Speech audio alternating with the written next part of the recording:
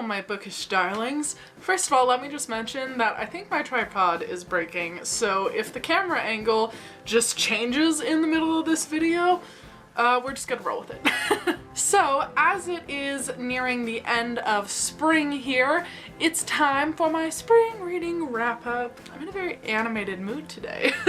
Okay, zenning myself out, learning to not gesticulate so much, moving on with the video. Still gesticulating.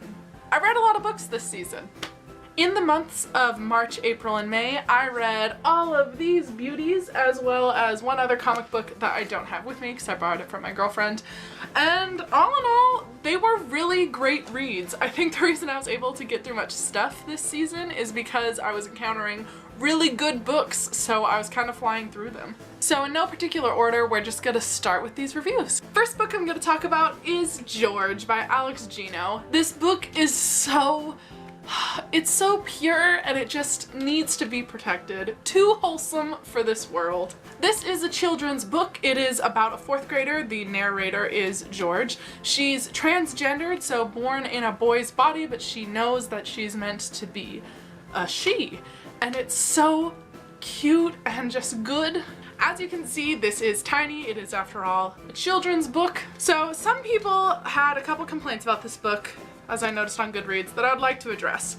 First of all, some people mentioned that there was gender stereotyping in this book, which is definitely true. Some of the things that George doesn't like when hanging out with other boys. For example, video games. There are lots of girls who love playing video games, even though that is typically a boy activity, gender stupid. But I think it's dangerous to say that this book shouldn't be committing gender stereotyping because it's about trans people, so feeling out of place in your gender stereotype is the whole point. And it's only a very small portion of it. What matters is that all of these little things, all of these thousands of things adding up with body dysmorphia and stuff is making George realize she is not comfortable with the male reproductive organs she was born with and that it's not right to who she is in her soul. The other complaint people make is that it shows dealing with a bully through bullying.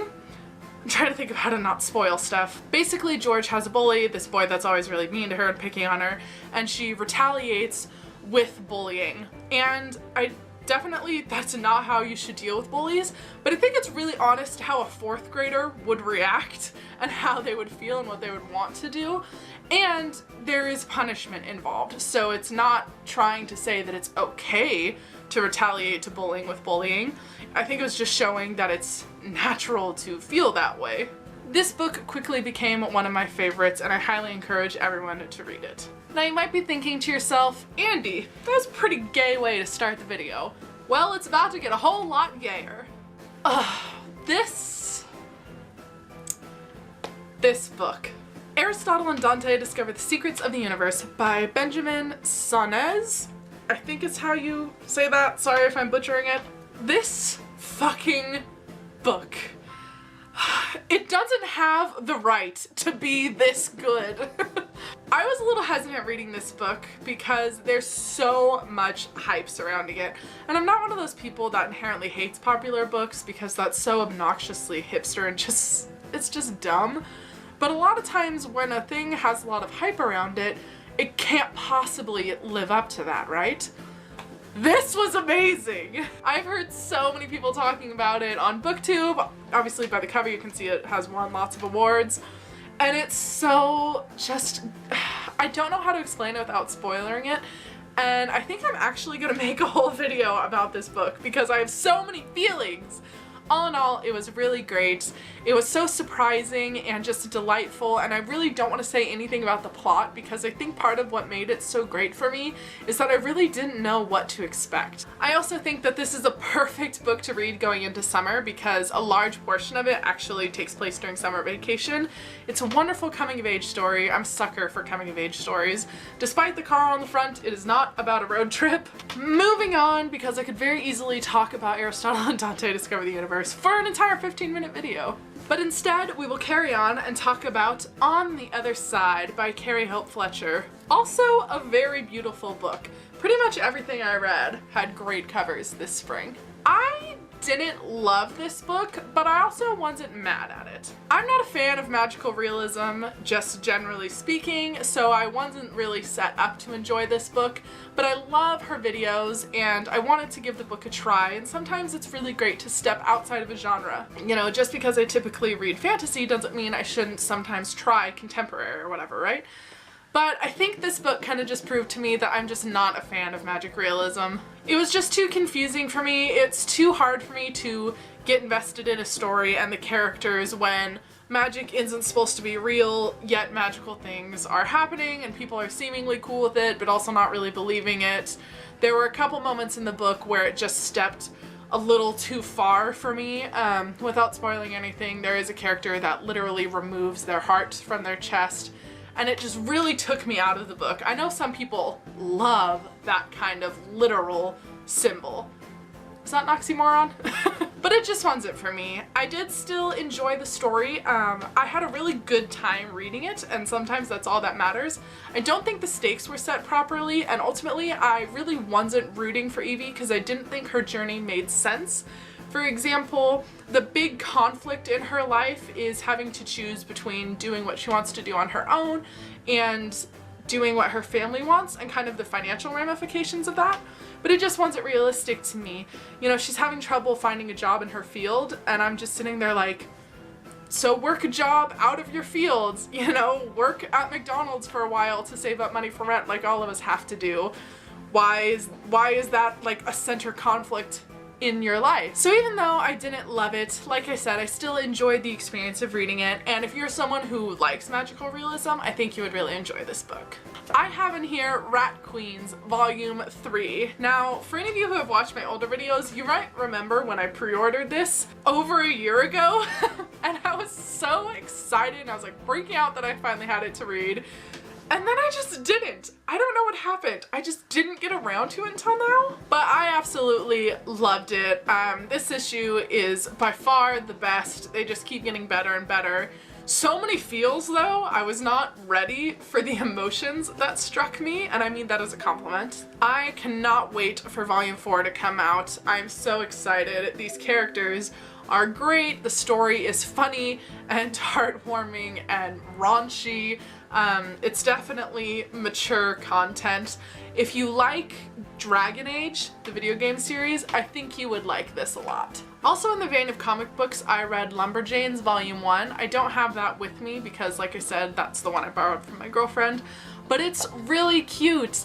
It's like Buffy the Vampire Slayer and Adventure Time had a baby, and it's Lumberjanes. I'm definitely going to be continuing the series. I'm super late to the party. There's already like 7 volumes out.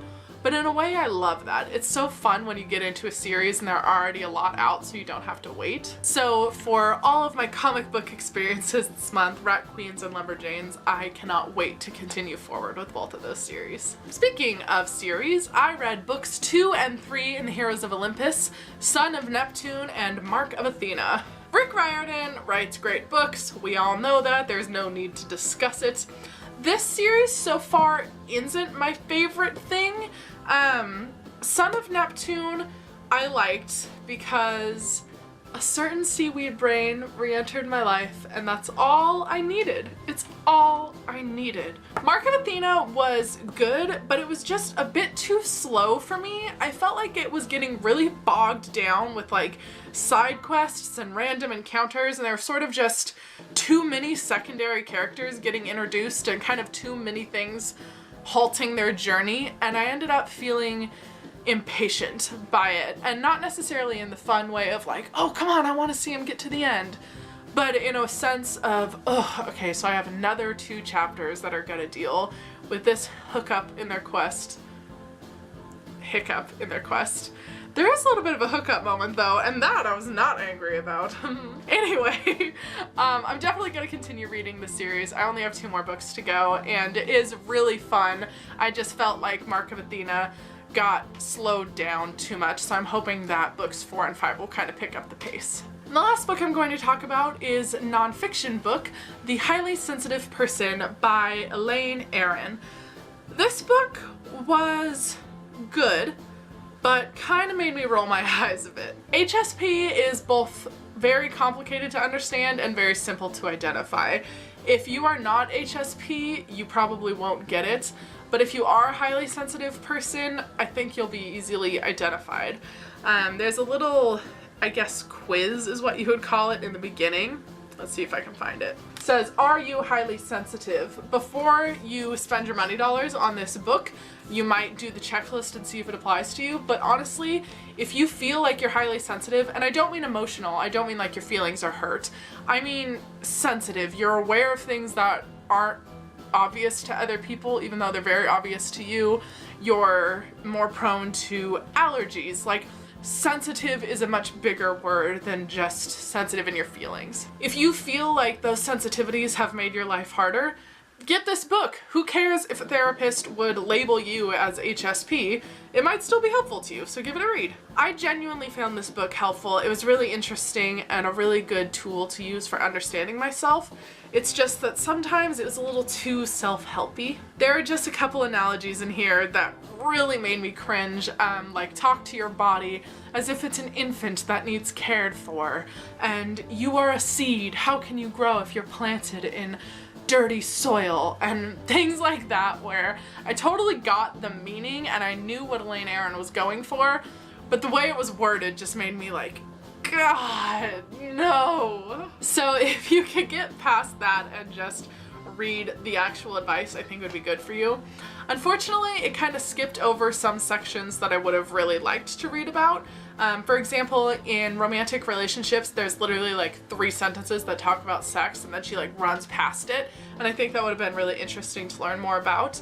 And then there's a super long chapter dedicated to religion that I wasn't interested in at all. The more I'm talking about it, did I like this book? Maybe.